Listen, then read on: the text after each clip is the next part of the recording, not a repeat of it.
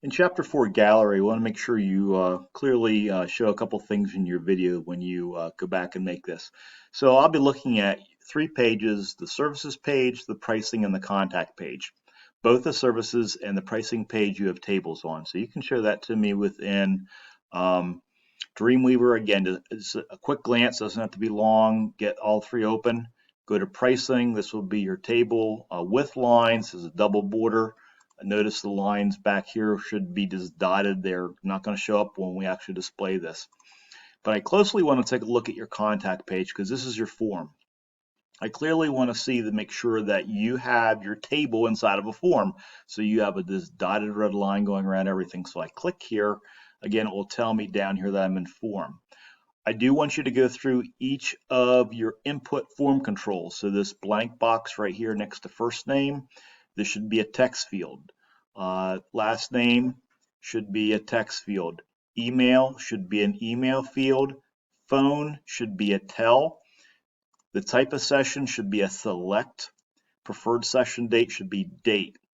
Again, then you have your radio button group that you have down below here, your submit button, and also your reset button. Again, they should show down here in your properties as you go through that. You should have a tab index for each of these. You'll have to demonstrate that to me when you go back and preview in browser.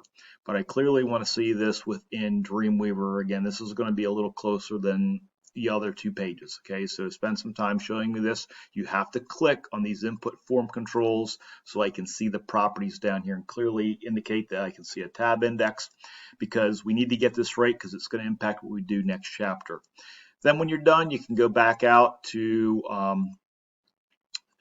Chrome and open up this and let's preview this. So go back to your services page from your index. Again, here's your table without any lines. Your pricing page, again, here's your table with lines. Make sure I can see everything there. And then also your contact page. Now, whenever you have a form, how do you test out the form? I'm going to ask you to type some things in. Use your tab key to jump from box to box. And then we're going to hit reset. If it clears everything out, it should be good. Don't worry about testing the submit button because this will have to be tied back into a database on the back end of this. But again, we're not doing it in this particular case. So we're going to be doing the reset. So this is how you're going to test this out. So again, you don't have to type in valid information. Just type a couple letters in. Again, now I would prefer, instead of you clicking with your mouse, let's test out the tab order. So you just use your tab key and you should jump from box to box. Again, we'll just type a couple things in. We'll just put a couple things within each of these. They don't have to be valid right now. And then for the type of session, I want to see your drop-down menu. Pick one.